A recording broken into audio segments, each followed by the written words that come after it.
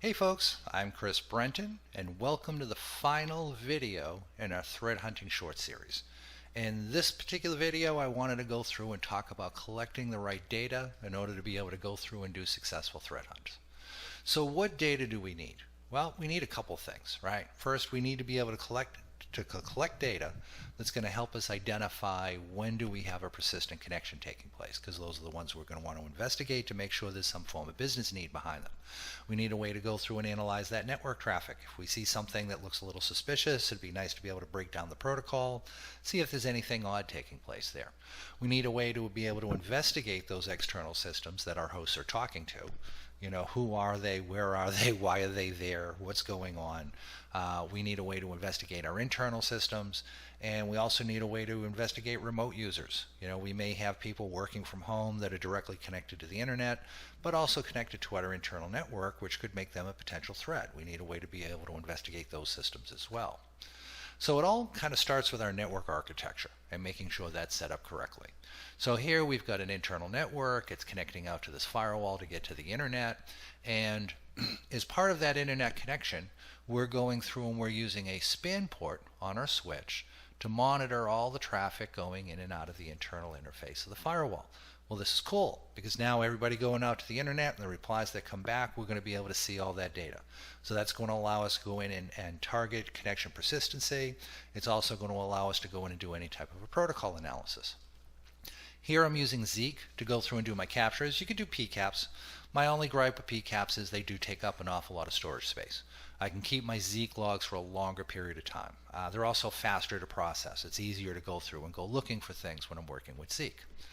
So my Zeek system is just monitoring all the traffic that's coming in from that span port, making a record of it, and now I can take copies of the logs, move those over to another system where I can then go through and do processing.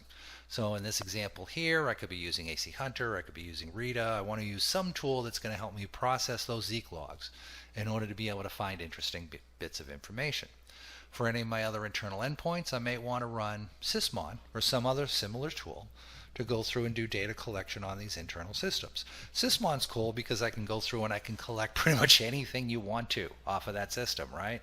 With Sysmon, I could go in and say, hey, I want to see registry key changes. I want to see every process running in memory. I want to see, you know, when user information changes. There's all sorts of stuff I can keep track of.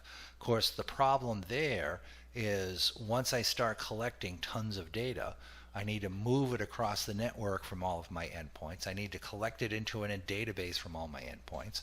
My queries become slow. I run out of disk space quickly. What do I actually need to keep track of? For me personally, what I want to see off my endpoints, kind of universally, is what are the applications doing on the network? Think about this. If somebody breaks into that system, or if that system is talking to a command and control channel, or if that compromised system is trying to move laterally and attack other systems, in every single one of those cases, it's going to be an application talking on the network.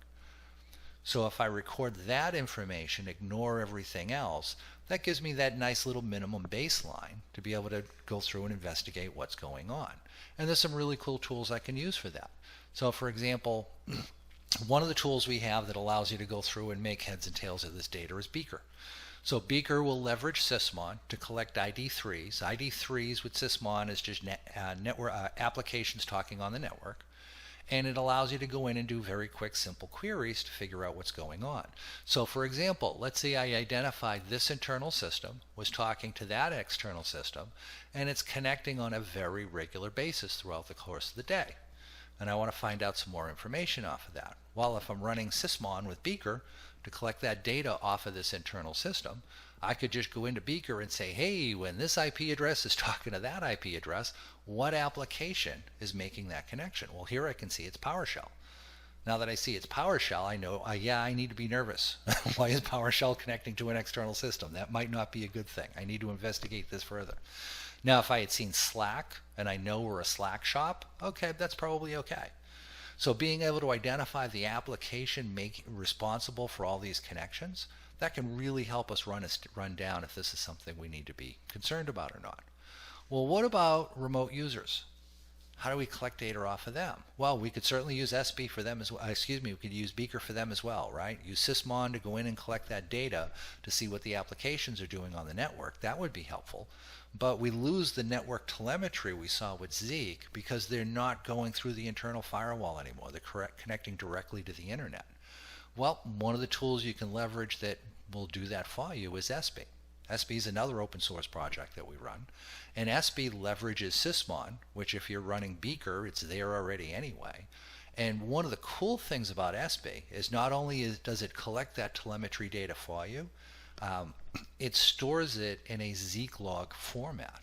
Well, that's awesome, because that means any tool, like AC Hunter or Reader or whatever, that is capable of processing Zeek logs, you can process those Zeek logs even though that system didn't pass its traffic through a Zeek sensor. That makes it really super easy to be able to go in and work with. Hey, if this stuff is fun and you want to learn more, we have a level 1 threat hunting class coming up next week. So this is an intro class. It's designed to kind of get you up to speed on what is threat hunting, how does it work. It's about half lecture, half hands-on labs. We have a virtual machine you can download to be able to do the hands-on labs. And the way the classes really run is I'll kind of walk you through, hey, this is how to do threat hunting, and then you do it. And you do it with the support of myself as well as the threat hunting community that shows up for this. We usually get a pretty good turnout to be able to go through and figure out how to do proper threat hunting. So again, if that sounds interesting to you, feel free to follow the link. That'll get you into the class. So with that said, I really hope you've enjoyed this series. I've had an awful lot of fun recording these videos. Take care, everybody.